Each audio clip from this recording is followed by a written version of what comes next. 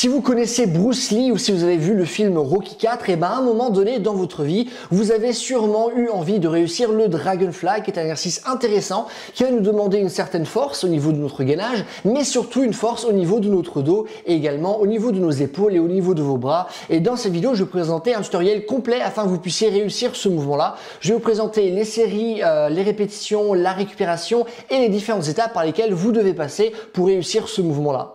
Mais juste avant de vous présenter ce tutoriel, ce que vous voulez savoir, c'est que vous n'avez pas besoin de travailler le Dragon Fly spécifiquement pour réussir ce mouvement-là. C'est-à-dire que vous pouvez tout autant concentrer vos entraînements sur l'acquisition d'autres mouvements comme le front lever pour réussir ce mouvement-là. C'est-à-dire que vous n'avez pas besoin de faire un Dragon Fly pour savoir faire un front lever, mais 100% des personnes qui savent faire un front lever, eh ben, savent faire un Dragon Fly. Et donc, moi, dans une perspective de préparation physique générale, je trouve que c'est beaucoup plus intéressant de seulement se concentrer sur le front lever et en se concentrant dessus, au bout d'un moment, on débloquera au fur et à mesure, en notre entraînement, on débloquera le Dragon Fly. Néanmoins, si vous n'êtes pas intéressé par le front lever, eh ben, je vais vous expliquer déjà la première étape par laquelle vous devez passer pour réussir le Dragon Fly. Et ce que vous allez faire, c'est commencer par des excentriques en tuck. Alors, excentrique, c'est-à-dire quoi? C'est qu'on va simplement faire la descente. Et la raison pour laquelle on fait seulement la descente, c'est qu'on est toujours plus fort en descente que lors de la montée.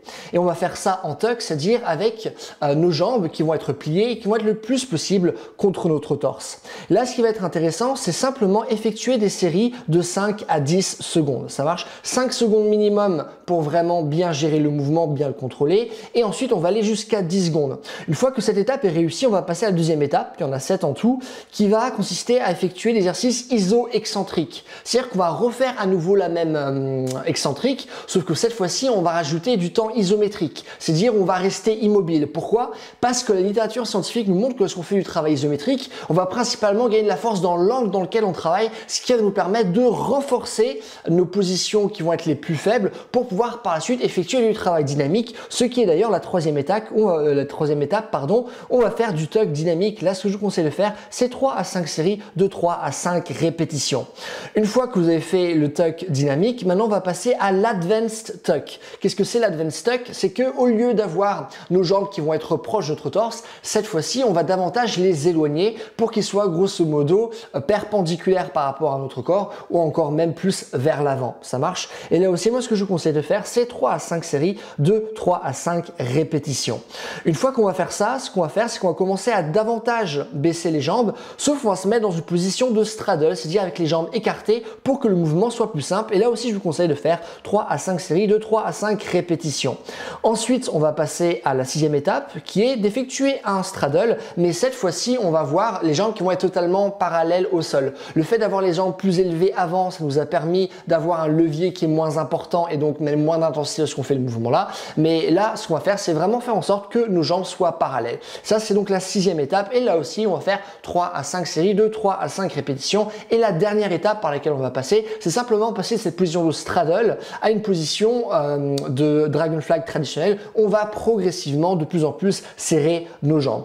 Donc voilà les étapes par lesquelles vous devez passer, mais comment on doit faire maintenant pour surmonter les plateaux lorsqu'on se trouve réellement entre deux étapes et qu'on n'arrive pas à les surmonter. Alors il y a 3 choses que vous pouvez faire. Premièrement, c'est la résistance accommodée. C'est-à-dire qu'on va augmenter la tension mécanique de la phase excentrique. Parce qu'au bout d'un moment, vous avez remarqué, je vous ai que conseillé de faire du travail dynamique et non pas du travail isométrique à proprement parler.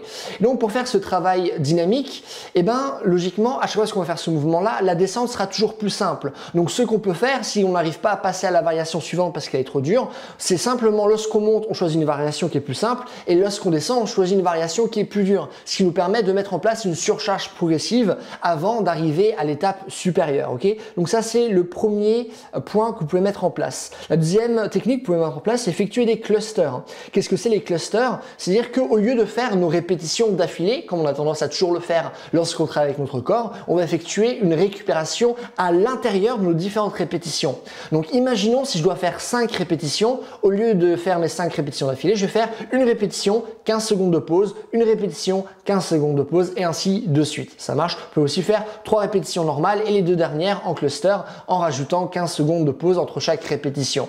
Franchement, je vois pas l'intérêt d'aller au-delà de 30 secondes de pause entre chaque répétition. À ce moment-là, il vaut mieux avoir des séries normales et augmenter la récupération entre les différentes séries. Ça marche. Et le troisième point que vous pouvez mettre en place, c'est simplement effectuer du travail isométrique. Pourquoi? Parce que justement, le travail isométrique va nous permettre, comme je l'ai dit au tout début de vidéo, de travailler spécifiquement sur les points qui nous posent problème. Et là, ce qu'on peut faire, c'est simplement faire des séries de 7 à 15 secondes. 7 secondes minimum pour être sûr d'avoir un bon temps sous tension. On va aller, et on va pas aller, au-delà de 15 secondes, parce qu'au bout d'un moment, on va trop être dans l'endurance. Et lorsque vous voulez réussir un mouvement comme le Dragon Flag, là, on est vraiment sur le travail de force maximale. Ok, la force maximale étant la capacité de notre corps à surmonter la plus grande résistance possible. Donc, on doit rester sur des temps qui sont comme suffisamment courts, mais pas trop courts pour qu'on puisse quand même accumuler suffisamment de temps sous tension pour que notre corps puisse s'adapter. Ça marche?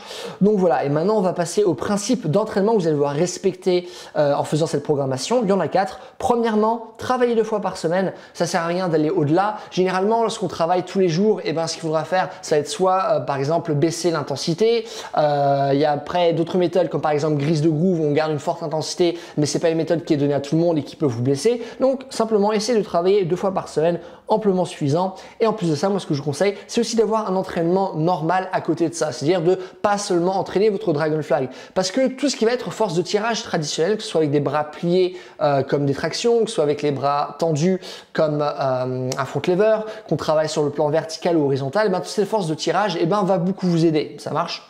Et donc, c'est intéressant, important d'avoir un entraînement normal à côté de votre objectif principal. Ça marche. Et ce que je vous conseille également, c'est toujours d'avoir des récupérations qui sont longues. C'est-à-dire que généralement, lorsqu'on fait du travail de force, on est au minimum sur du 2 minutes de récupération, mais ça peut être 2 minutes 30, ça peut être 3 minutes, ça peut être 4 minutes, ça peut être 5 minutes.